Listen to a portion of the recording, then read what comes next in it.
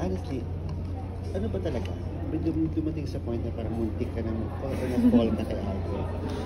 May na-feel ka sa once and for all. Akala ko nasagot ko na to, hindi pa pa. Oh. Hindi, yun nga po. Syempre yung kay Direk Albert, I can only answer for myself. Diba? Yung kung ma-fall siguro masyado pong malalim yun para sabihin kong ma-fall ako, pero yung appreciation ko sa kanya at siguro yung pagkagusto ko sa kanya nung mga time na yun, it was really there. It was apparent naman sa akin.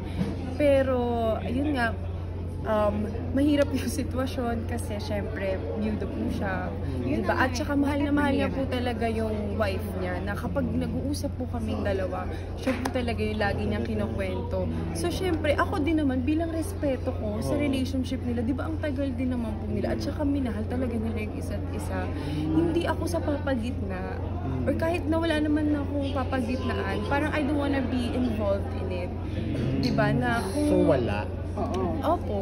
Pero nag-fall.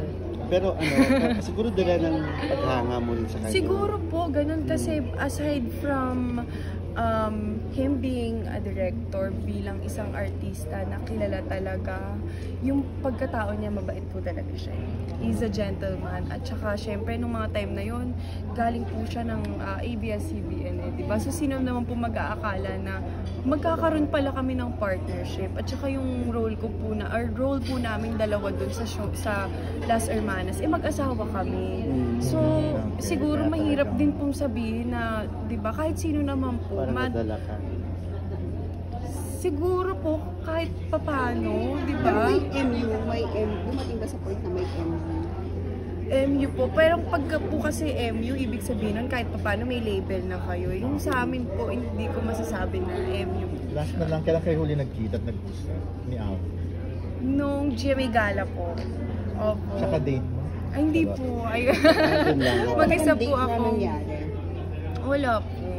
Si Miss Camille po, ang PM din po namin sa Las Pero Hermanas. kasi ang sweet nyo nga eh. Saan po? Salakin. Sa TikTok.